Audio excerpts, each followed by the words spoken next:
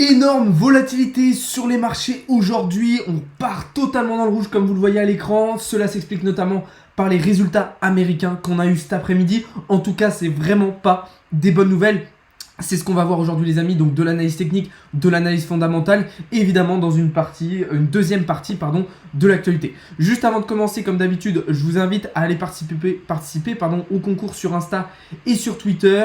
Il y a des gros lots à gagner et à rejoindre le serveur Discord, vous avez le lien en bio et en description. C'est parti, on va commencer tout de suite avec du coup une analyse globale du marché. Bitcoin qui perd 4% aujourd'hui, Ethereum qui perd 7,5% et qui entraîne avec eux en fait une grosse partie du marché. Ça saigne très très fort cet après-midi.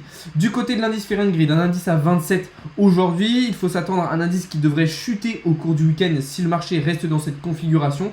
Et du côté de l'indicateur Blockchain Whisper, les longues ont toujours l'avantage sur les shorts. Comme je vous le disais, tout ça s'explique par un Bitcoin qui corrige énormément cet après-midi en repassant sous les 21 000 $. Ça fait un moment qu'on surveillait Bitcoin et son comportement. Là, on est clairement parti par le bas. Nous, ça nous arrange puisque du coup, on était rentré en short ce matin, mais grosse volatilité. Alors, un petit peu avant qu'on ait les annonces, ou en tout cas au moment où on a eu les annonces, en fait, le marché a plutôt bien réagi dans un premier temps. Vous le voyez, autour de 14h, 14h30, le marché est parti pendant une heure vers le haut en tentant un fake-out, en fait en faisant un fake-out du range par le haut. L'objectif ici des institutionnels a été d'acheter pour feinter une relance haussière, récupérer de la liquidité avant de vendre en grosse quantité et de partir par le bas. Pourquoi on a eu une aussi grosse baisse en fait et aussi soudaine? Pourquoi? Eh bien tout simplement puisqu'on a eu les résultats de l'inflation américaine et des annonces de la Fed. Alors qu'est-ce qu'ils nous ont dit la Fed? Pas grand chose de plus que d'habitude, hormis que voilà, il allait falloir continuer à avoir une politique monétaire restrictive, donc ce que Powell nous avait déjà dit lors des séances précédentes. Mais on a eu aussi les annonces du PCE, donc c'est-à-dire l'indice PCE qui va nous permettre d'avoir une mesure de l'inflation, de l'activité économique américaine. Ce taux, il est ressorti beaucoup plus faible que prévu. Ok, 6,3 au lieu de 6,4 en prévision contre 6,8 aussi au mois dernier. Le BTC donc a très bien réagi et comme les autres marchés financiers l'ont fait en fait dans un premier temps, étant donné que les annonces ont été plutôt bonnes d'un premier abord. Donc là vous voyez qu'on a eu quelque chose de... Alors pas sur le S&P 500, pardon. Sur le Nasdaq en fait on n'a pas eu la même réaction du tout. Ah bah si pardon, juste ici, excusez-moi, je pensais que j'étais pas en 15. Donc là vous voyez que sur Nasdaq et S&P 500 on a eu la même chose, c'est à dire que pendant les premières heures, boum, on a eu une réaction haussière et puis en fait après tout s'est totalement écroulé. Donc en plus de ça, malgré que les résultats de l'activité américaine n'ont pas été forcément catastrophiques, et ce qui a probablement aidé dans un premier temps le BTC à pump, ce qui pèse le plus lourd dans la balance, c'est le fait que Powell, donc le président de la Fed, nous a annoncé que voilà, il allait avoir une politique restrictive, de plus en plus restrictive du point de vue monétaire, et en plus il a annoncé que voilà, les États-Unis allaient probablement rentrer dans une période extrêmement compliquée, extrêmement difficile à vivre. Donc forcément tout ça, ça rassure pas les investisseurs, ça rassure pas les institutionnels, les particuliers, et ça n'améliore pas du tout le contexte macroéconomique qui est déjà ultra défavorable. Du coup voilà un petit peu les amis déjà ce qu'on pouvait dire sur ce qui s'est passé cet après-midi, mais on a retrouvé une très grosse volatilité un petit peu partout sur les marchés. Ok, bien joué à toi Thomas.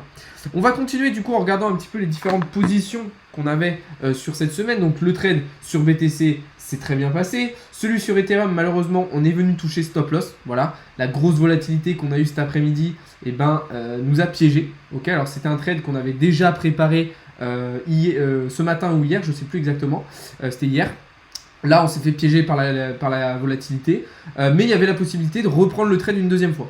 Donc là si vous étiez malin, même si vous y étiez piégé la première fois, fallait rentrer en fait suite à ce fake out puisque c'était tout à fait prévisible. Fallait rentrer et boum, on allait partir par le bas. Moi c'est ce que j'ai fait, j'ai pas eu le temps de vous prévenir malheureusement cet après-midi, mais c'était absolument ce qu'il fallait saisir comme opportunité.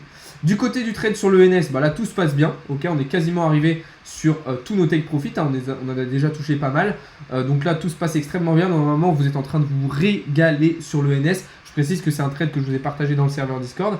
Et puis on avait aussi cette position sur le TRB. Alors pour l'instant il n'a pas trop bougé cet après-midi, mais on est de toute façon largement dans le vert. Donc là voilà, normalement vous deviez vous régaler. C'est vrai qu'il y a quelques petits trades, voilà, comme Ethereum, où on s'est fait un petit peu piéger par la liquidité, mais sinon globalement on se régale.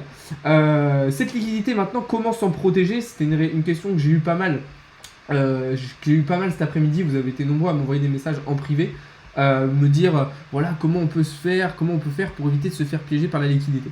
Déjà, le premier et le meilleur conseil que je peux vous donner, quand on sait qu'on va avoir des annonces comme aujourd'hui d'un point de vue macroéconomique, donc de la part de la Fed, la meilleure option c'est de ne pas trader, ok? Trader des actualités, trader des annonces, c'est extrêmement compliqué. Ou alors, faut être vraiment fort et dans ce cas-là, réussir à identifier ces différentes vagues et acheter au bon moment et vendre au bon moment. Mais c'est extrêmement compliqué. Même moi, vous voyez par exemple sur un mouvement comme ça sur le GLD, je n'ai pas fait vente, achat, vente, achat, vente, achat. Absolument pas. Moi, j'ai pris position ici, en vente, et j'ai pris cette tendance-là. C'est trop compliqué pour moi de réussir à choper toutes ces impulsions haussières et baissières qui sont extrêmement difficiles à identifier, notamment quand elles suivent des annonces. Maintenant, voilà. Je vais répondre un petit peu à vos questions et puis après, on va continuer sur la partie macroéconomique pour comprendre un petit peu ces annonces-là. Grosse volatilité, Bah oui, c'est vrai que sur une volatilité intraday, c'est vrai qu'au cours de l'après-midi, on avait quand même une volatilité assez importante. Mais sinon, grosse journée, bah, de toute façon, ces périodes de volatilité, c'est là où on va pouvoir réaliser des belles performances parce que le prix bouge. Là, autant cette semaine, on s'est un petit peu fait chier. Là, il y avait de l'opportunité. Mais alors pourquoi le gold baisse alors que le dollar est faible à cause de Powell? Bah parce que justement, le dollar s'affaiblit, du coup, on va se tourner vers des valeurs refuges comme l'or. Il se passe quoi avec le BTC? Je viens de l'expliquer, Bambi. Buy le BTC, non, trop risqué pour moi. Si on ne tient pas les 21 000 $ en clôture daily ce soir, on risque d'aller chercher bien plus bas pendant le week-end. C'est justement ce que je voulais vous dire, les amis. C'est que là, la clôture daily de ce soir va être très très importante pour Bitcoin. C'est-à-dire que là, il va falloir absolument qu'on tienne le support des 21 000 $. Pourquoi? Parce que dans le cas contraire, je pense qu'on entamerait une correction bien plus importante et qu'on pourrait aller chercher bien plus bas. Hein, je rappelle qu'on est dans une configuration baissière. Déjà, pourquoi? Parce qu'on avait cassé ici le gros rising wedge en H4 par le bas, qui avait déclenché des targets en direction des 19 800 $. Ça, c'est des targets qu'on n'est pas encore allé chercher. En plus de ça, bah, vous le voyez, là, on est sous le nuage Ishimoku. Là, on vient de repasser sous la Kijun et la Tenkan. Et là, on était dans une configuration de bear trap, donc qui normalement prolonge la tendance baissière. Donc si là, ce soir, on n'arrive pas à tenir ce support ici des 21 000 $ en clôture, alors on aura de grosses chances, dès ce week-end et à partir de la semaine prochaine, de partir vers les 19 800 $. Maintenant, voilà, ça reste des suppositions, ça reste de l'analyse, c'est pas une science exacte, mais c'est les scénarios qui sont à privilégier pour le moment. Ce qu'on peut dire aussi, c'est que le marché en spot continue de vendre, autant voilà, en contrat futur, on essaye d'avoir de plus en plus d'achats, etc. Autant du côté des spots, voilà, on suit la tendance vers le bas, c'est clairement de la vente, alors qu'en futur, on essaye de contrer la tendance et d'aller chercher des achats. C'est de toute façon ce que nous montre l'indicateur Blockchain Whisper. On voit que les longues sont en avantage par rapport aux shorts. Du coup, voilà un petit peu ce qu'on pouvait dire sur cette partie analyse technique. Maintenant, ce qu'il faut comprendre, c'est que ces annonces de la Fed, elles sont vraiment pas bonnes. Pourquoi? Parce qu'il y a encore, lors de la dernière séance, Powell nous avait laissé entendre que ça y est, on avait atteint un pic inflationniste et que la Fed n'allait plus continuer de rehausser les taux directeurs dans les prochaines séances. Le problème, c'est qu'en fait, la situation ne s'est pas améliorée et que la Fed va avoir besoin de continuer à rehausser ses taux directeurs pour éviter la catastrophe. En fait, c'est ça le problème. Le truc, c'est que vu qu'ils avaient dit qu'ils ne le feraient pas, au moment où ils vont le refaire et qu'ils vont relancer les hausses de taux directeurs, ça va effrayer énormément les investisseurs, ça va créer un gros climat d'incertitude et ça pourrait faire plonger les marchés encore davantage. FTX sur téléphone est très très bien, Berthaud, pour trade.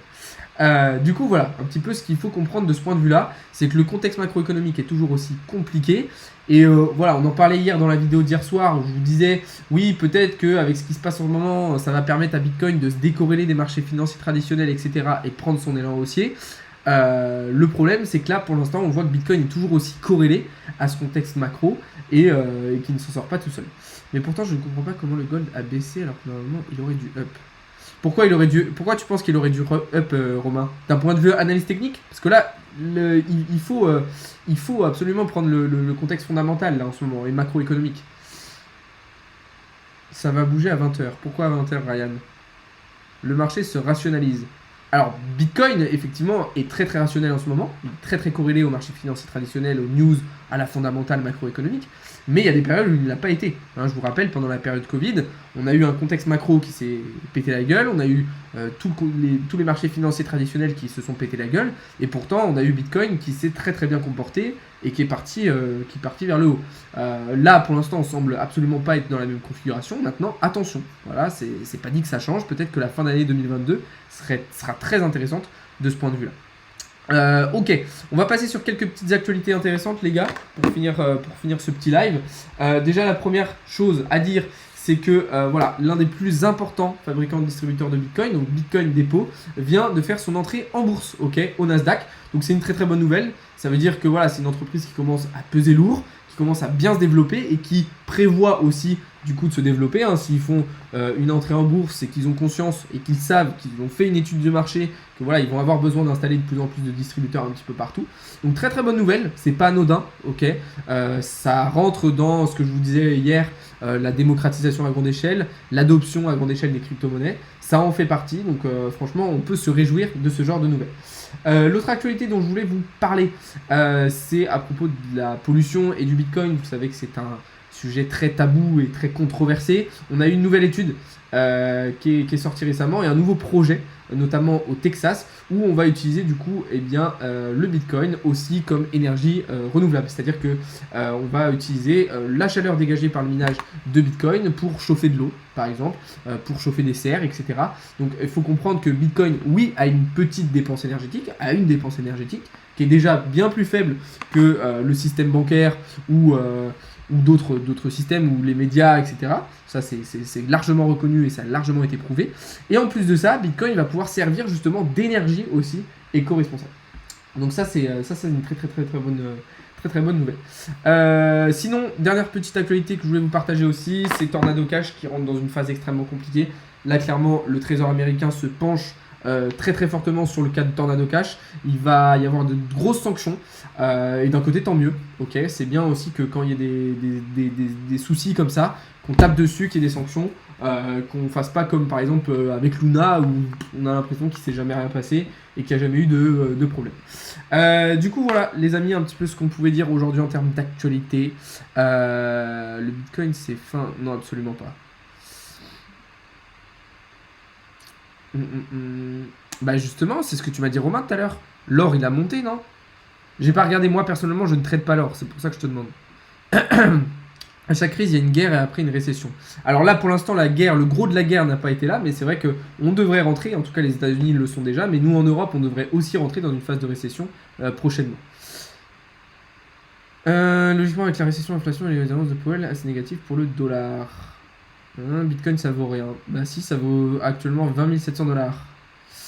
En vrai j'aimerais trop trade mais c'est tellement compliqué. Alors c'est pas forcément compliqué à partir du moment où tu apprends, tu comprends et tu as les connaissances, c'est pas forcément compliqué. Mais oui c'est vrai que ça reste une activité qui est pas facile non plus.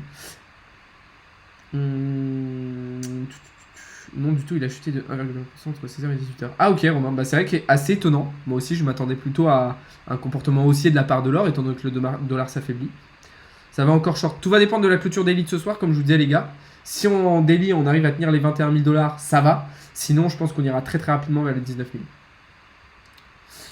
Bah si, le comportement du Nasdaq est pas très rassurant aussi. Hein. D'ailleurs, je vous en parlais dans la vidéo YouTube de hier soir, que je vous conseille d'aller voir. Mais effectivement.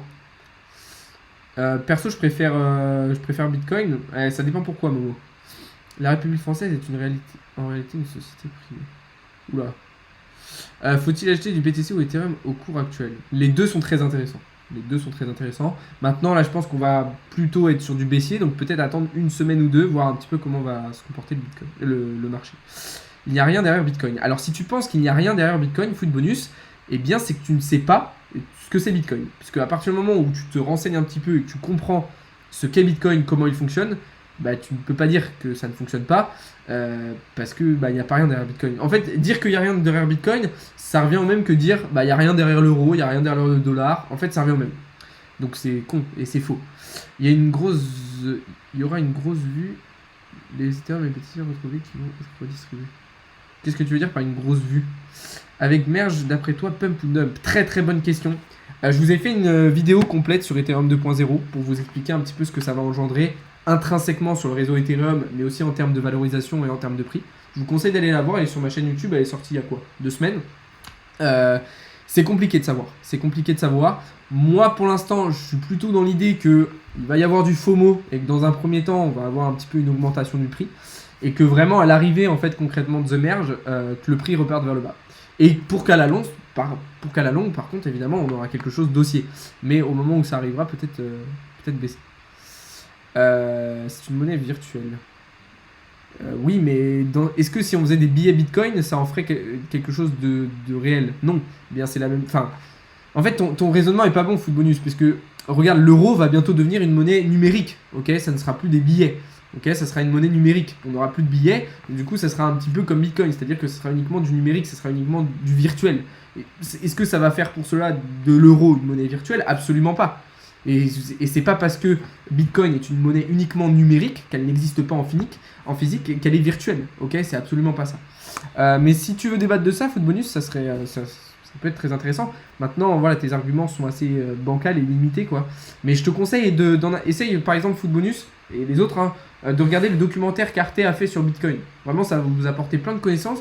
Vous allez comprendre qu'il y a plein de choses derrière Bitcoin et que c'est pas juste une monnaie virtuelle qui sert à acheter et faire de la spéculation. Absolument pas. De toute façon, aucune des crypto-monnaies, ou en tout cas la plupart, ne servent pas à faire de la spéculation. Ok, ce qui sert dans une crypto-monnaie, c'est ce qu'il y a derrière. Le projet, l'écosystème, c'est ça qui est important. Ok, Ethereum, l'utilité d'Ethereum, c'est pas de l'acheter ou de le vendre. Ok, c'est ce que Ethereum va pouvoir proposer sur sa blockchain en termes de smart contract, de blockchain, d'intelligence, etc. C'est ça qui est important.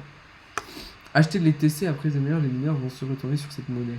Tu penses qu'ils vont se tourner vers Ethereum classique, YoPlay? Moi, je pense que Ethereum classique va disparaître avec l'arrivée de The Merge. C'est ce que je te dis. De quoi ce que tu me dis, Footbonus? Je comprends pas trop justement ce que tu me dis. Sinon les gars, juste avant de terminer, je voulais vous dire d'aller participer au concours sur Insta et Twitter. Il y a des gros cadeaux à gagner. Ok, et le concours se termine très prochainement. Je vous invite aussi à rejoindre le serveur Discord. Vous avez le lien dans la bio et dans la description. C'est là que tout se passe. Et pour ceux qui sont intéressés par d'autres choses comme le e-commerce, l'immobilier, etc. Il y a aussi tout ça. Ceux qui sont intéressés par la bourse, le forex, les actions, les NFT, la finance décentralisée. Il y a tout dans le Discord, allez checker ça, donc tous les liens sont dans la description. Venez me suivre un petit peu sur les différents réseaux. Sur ce les amis, je vous souhaite à toutes et à tous une très bonne soirée. On se retrouve dès demain matin pour davantage de contenu et davantage d'analyse. Salut à tous, c'était Alex de Crypto Learning.